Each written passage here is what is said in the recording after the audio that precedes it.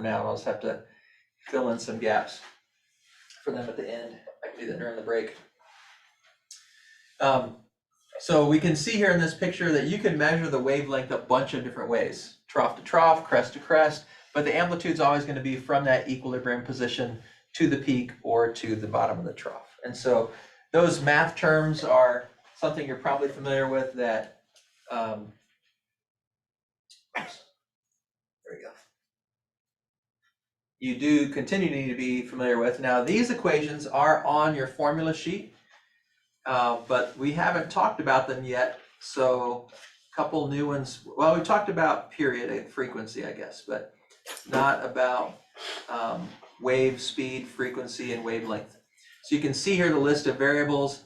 We use capital A for amplitude, lowercase v for wave speed, just as a velocity, lowercase f for frequency, which you've seen before, capital T for period, which you've seen before, and then many of you probably seen wavelength as this in math classes or other places, but I think for our purposes, this is the first time we've discussed it in class formally.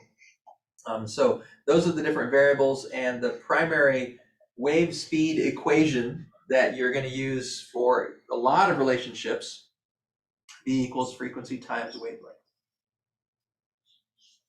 So a lot of crossover there with math. See if this will be better down here. Yeah, it's covering up that. Let's hide it.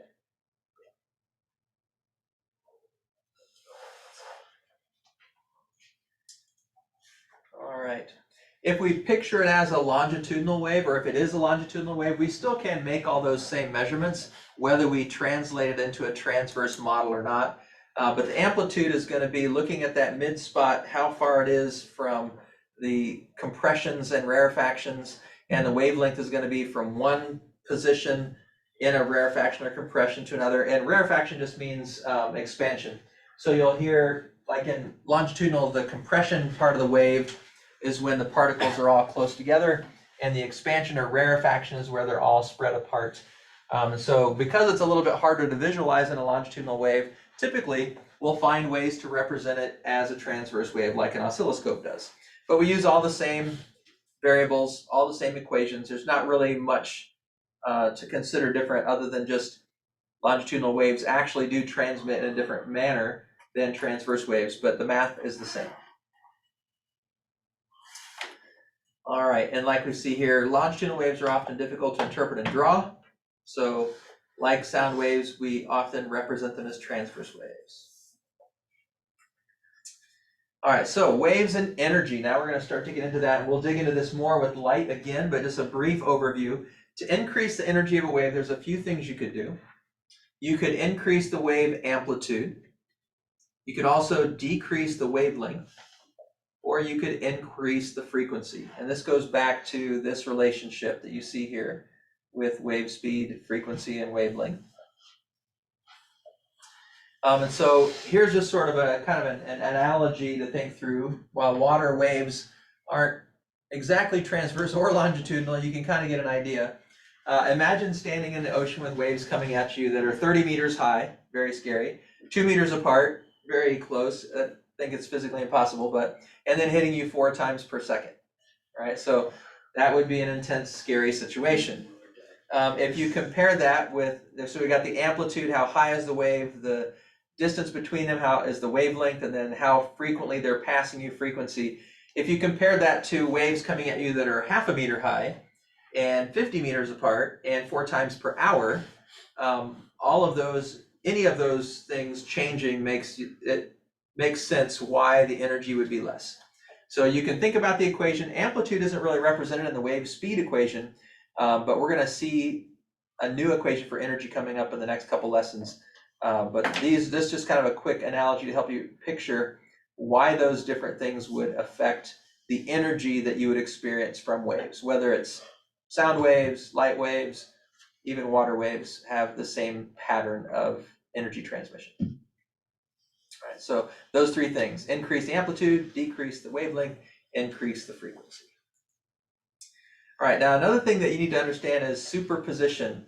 Or superimposing waves. Sometimes you'll see it referred to. The principle of superposition says that when 2 pulses are in the same place at the same time, the total of the pulses will be the sum. And so we see two waves transmitting. They look like they have equal energy. They're moving in opposite directions through a medium. And when they meet, they will constructively interfere. So we call it superposition, but it's also a type of interference when they meet.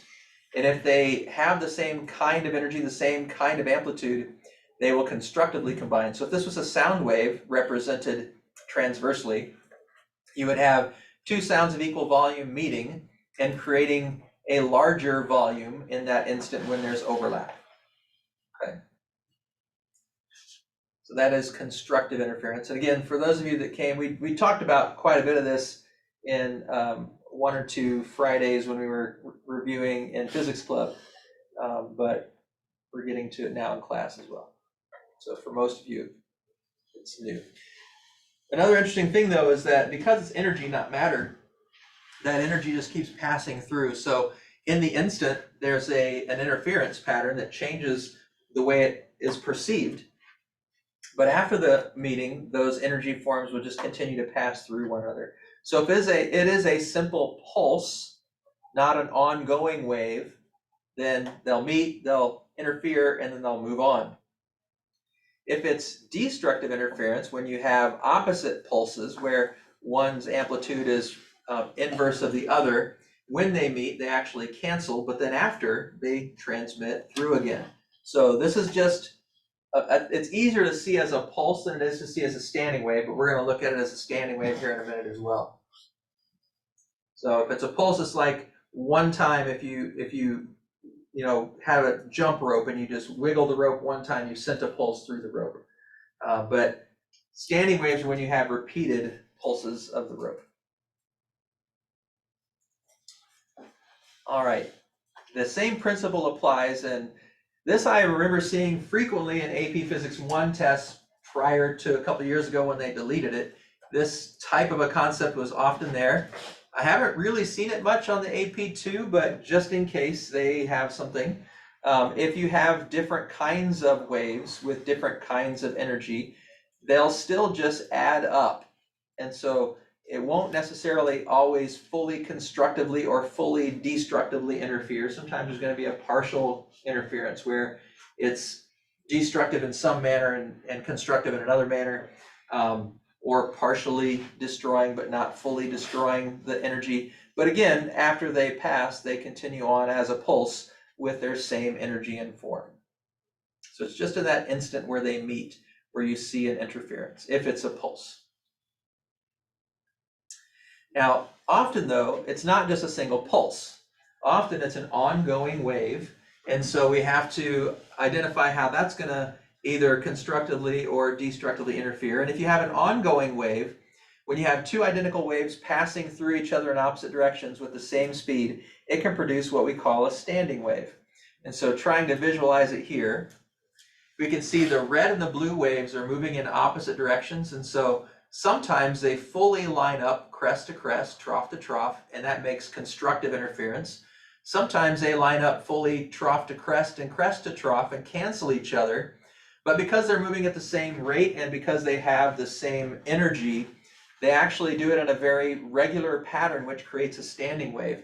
And there's going to be positions where this point never has any energy, and this point never has any energy, and this point never has any energy, but it's fluctuating in between, right? We call those nodes and antinodes, and we'll get back to that in a minute, but I want to show you a video. I think I forgot to put the link in. I was doing this at home and I didn't have my school computer with me, so let me just go and Google it real quick.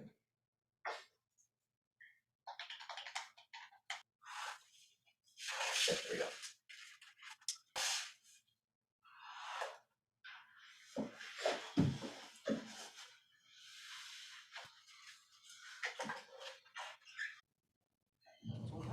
Frequency generator. It's going to pump up and down at whatever frequency I send. Well, he sends a wave. Sends a wave down to this end. The wave reflects in the old frequency. Let me just turn this on. Well, let's go a little higher. So it's sending waves back and forth, but these waves are out of sync, if you like.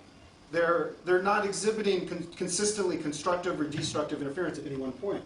But if I set it, I have what's called a standing wave. Sent down and reflects down right at this point. Now the waves that destructively interfere with the incoming waves right here is working. So the node is not moving up and down. And we'll see that in a second at the high speed. So here we have what's called the second harmonic wave for a string that's held at, this is a node and the middle is a node. So we have 3 nodes for this wave. Now the first one will be half this number, so 8.5. And there we go. It's basically the scenario of a jump. Now, multiples of this number. So we just saw that 2 times this number was the second number. I should get the third harmonic.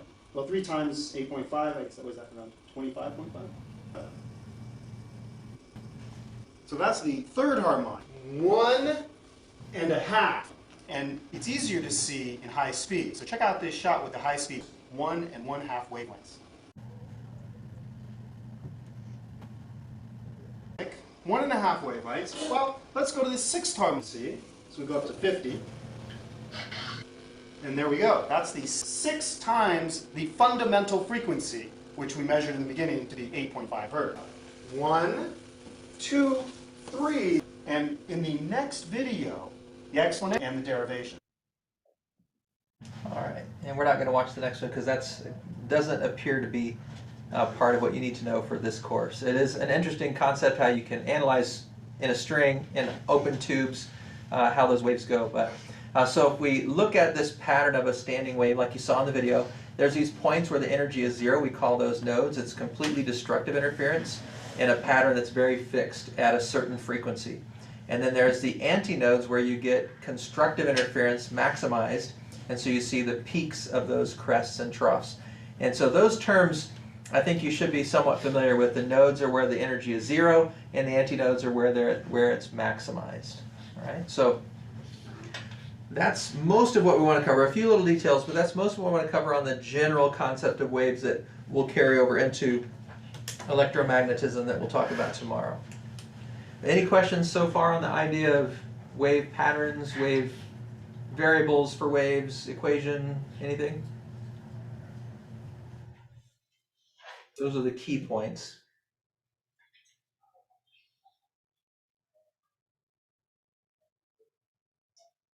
All right, again, you can see just the animation showing that pattern of interference.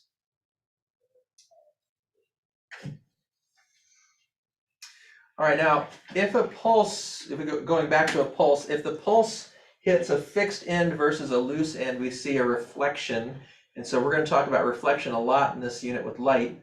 If it hits a non-fixed end, it reflects back in the same way. If it hits a fixed end, the energy gets inverted in terms of its positioning through the rope, so the pulse will invert on a fixed end. That's something, again, I don't think is going to be as important for this course, but just in case, I'd like you to have seen it at least once. There's just enough. All this stuff used to be in AP1, so I'm just not really sure what they might ask in AP2 now that things have shifted. So thinking through what's happening here, a wave in a string, we've got a single pulse reflected from a fixed end. If it's fixed, we see that reflection where the pulse comes back inverted. And then here, if we have no fixed end, we're going to get a standing wave created. And that standing wave is what we see in instruments that have a fixed end. So if you play guitar and you play harmonics or other stringed instruments, harmonics are ways that you can, like he showed on the video, you're creating a frequency that is at a particular multiple of the initial. Okay, so when he just had it at a random number, the string just looked like a mess. But when he got it at the right frequency for the length of the string, it made it jump rope. When he doubled that, it made it a single wavelength. When he tripled that, it went to a wavelength and a half, and so on and so forth. When you play harmonics, you're actually changing which multiple of that bass you're hearing, but you continue to hear the other one as well. And so you're touching the string at a particular point based on the wavelength and frequency of that note you're trying to build a harmonic for. All right, and so that is that is the end of what I wanted to share in terms of general things about waves. It's freaking out on us here. All right. Now, like I said, there's a few other things I'm just gonna briefly show. We're not gonna go through all the details, but just so you've seen it before, because it is AP Physics 1 material before, that's just, we're in this weird place where this is the first year it's formally been removed from AP 1. The last 2 years it was removed retroactively because of COVID. This year it's like, it's no longer part of AP 1, and it's still a little bit unclear in the documentation I'm reading is, do they still expect you to learn it since it wasn't in the class you took? So just a few things in case. This is about that harmonics, and it's basically what he showed in the video, is that if you have strings attached at both ends, there's going to be the jump rope look to it. There's going to be where you get a full wavelength, wavelength and a half, and you keep getting these multiples, and this is the math based behind it. These equations aren't on the AP Physics 2 handout, so I assume that means you're not going to need to know these relationships, but you can see it's, 1/2 and then 1 and then 1.5. And so, it's pretty simple math, but just making sure you've seen it before, just in case it somehow leaks into, from what I'm seeing, it's all about light in this course. And I don't expect that they'll change that, but just in case. If you have open or closed end wind instruments, then you have a little bit different pattern. So you might have just half a wavelength and then wavelength and a half. 3/4 and then wavelength and a half. You're going to get these weird multiples where actually this is just a quarter of a wavelength. It's just going to the crest and not back down and back up. So you've got these weird multiples when it's an open end, and then when it's closed end, and when it's open end, then you're going to get the full wavelength multiples here. So you've got a half here for crest to trough, and then you've got a full wavelength crest back to crest, and then you got 1.5 and 2. So a little bit different pattern. If you look at the string pattern, the string is the same as if it's an open-ended tube, but if it's a closed-ended tube, you get fourths instead of halves multiplied. So again, I don't think that's going to be something that you need to know.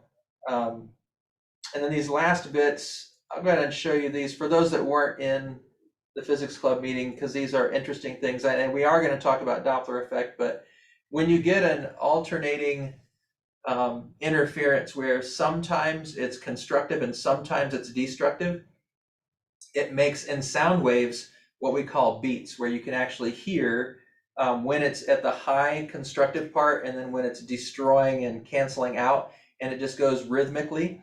And you can see, we talked about this in the physics club meeting, that the beat frequency is just the difference between those two frequencies.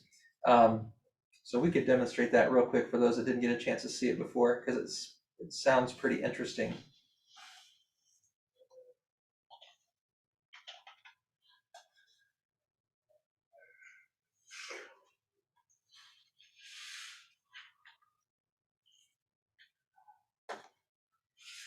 All right, so if we play this tone,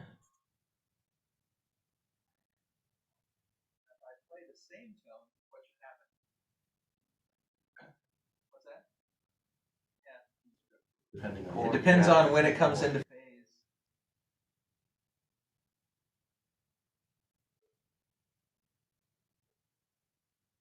But if I change this one to just slightly off,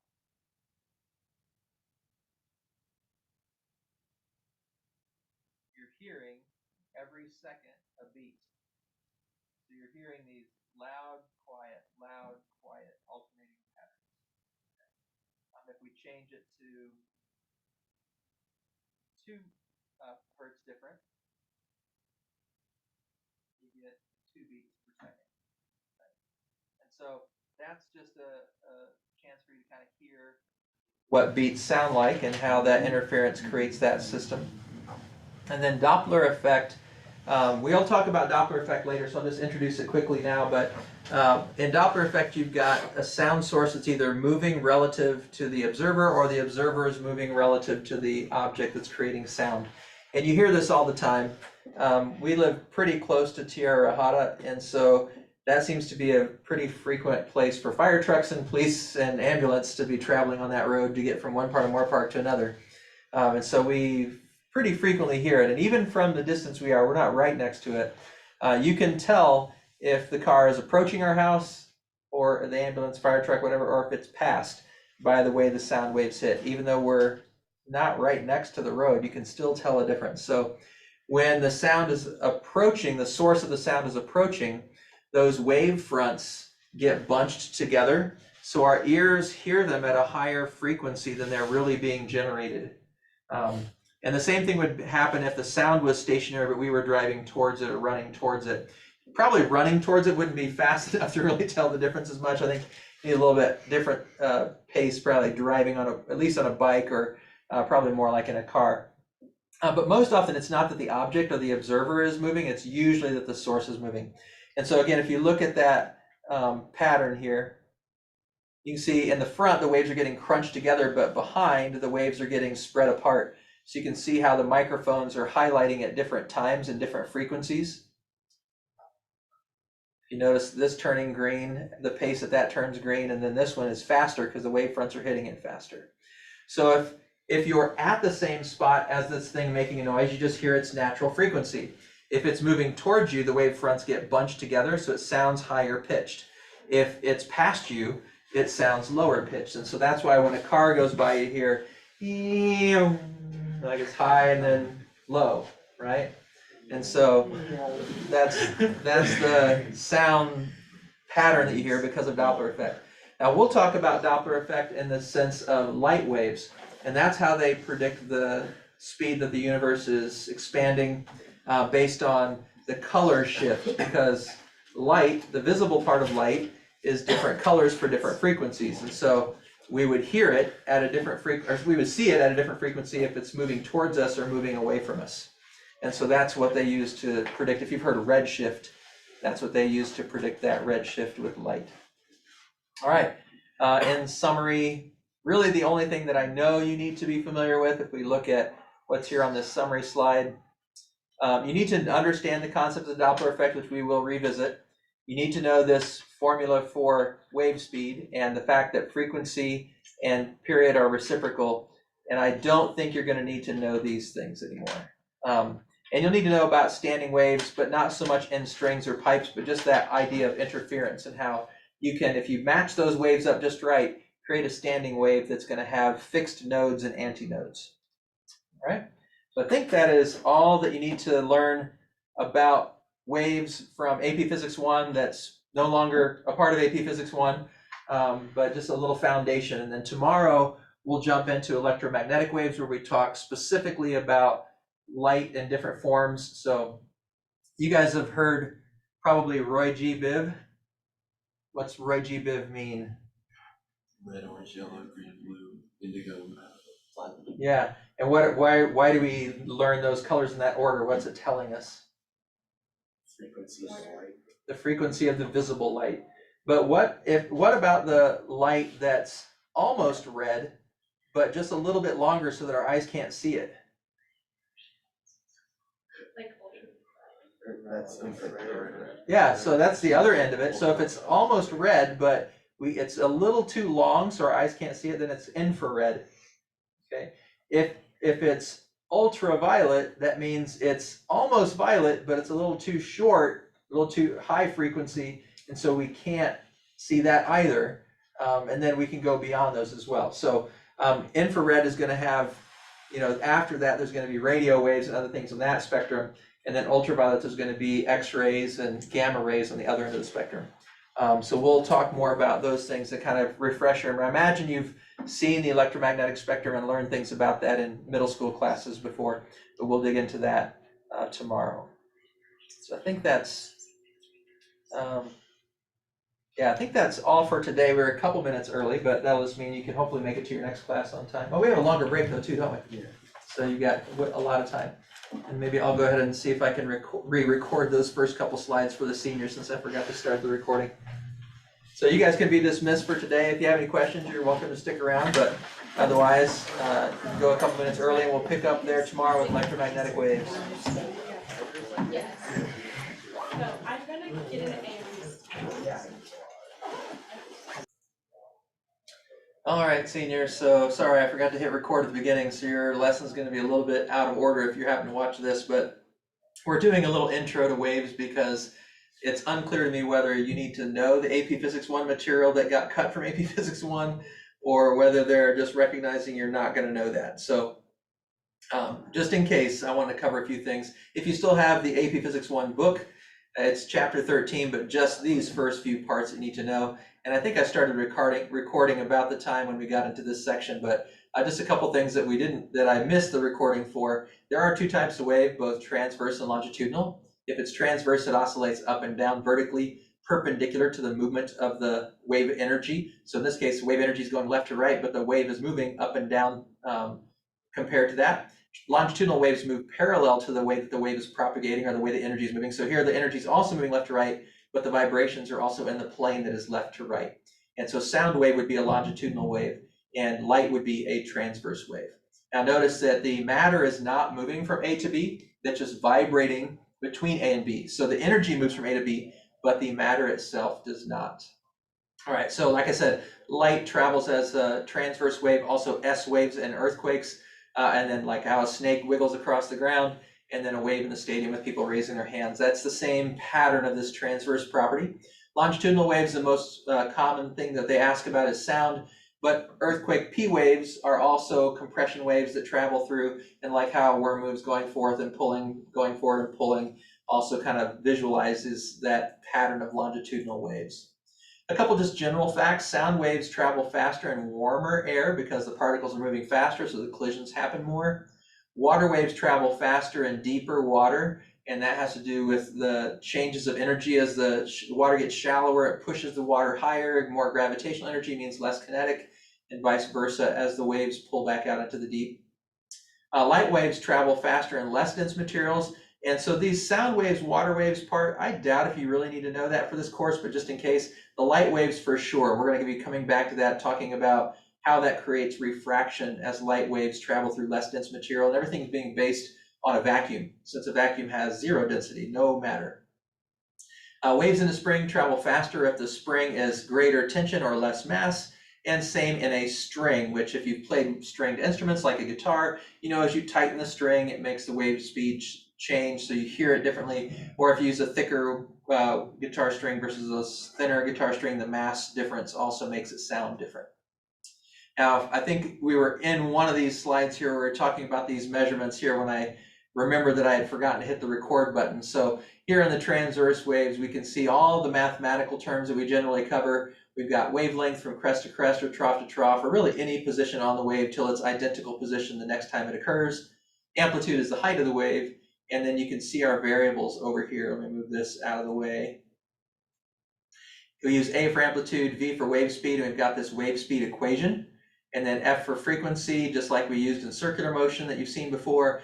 Capital T for period, and those being reciprocal to each other, period and frequency. And then you've probably learned this symbol for wavelength in math. It's called lambda. If you haven't learned it in math, we probably really haven't mentioned it in this class. So that is the symbol for wavelength. Looks like an upside down Y, Greek letter lambda. And you can see the same thing in longitudinal. We use the same variables, same equations, same relationships. It looks a bit different, but that is why we typically actually draw longitudinal waves like sound waves on an oscilloscope in a transverse manner, so that instead of seeing it this way and making it a little bit harder to interpret, we just draw it as if it was actually transverse, so it's easier to measure the troughs and the troughs and crests, and we can see those things a little bit easier. All right, to increase the energy of a wave, I don't remember if we got this far. I should have made a note to myself when, so you might be repeating this part, but you can do three things. You can increase the amplitude, you can decrease the wavelength, or you can increase the frequency. And if you want to think about why that's true, you can imagine standing in the ocean. If you've got a 30-meter high wave versus a 0.5 meter high wave, that amplitude makes a big difference. If they're hitting you only 2 meters apart versus 50 meters apart, that's going to make a big difference. If they're hitting you 4 times per second as opposed to 4 times per hour, that's also going to make a big difference. So you can see all three of these things would affect the energy of the wave. All right, and then actually might have been superposition where we were talking. So I think I'm pretty sure we got to at least this point on the recording. So I'll go ahead and stop it there. Hopefully you got everything, and I hope you guys are having a great time in your retreat. Hopefully you had a chance to watch this.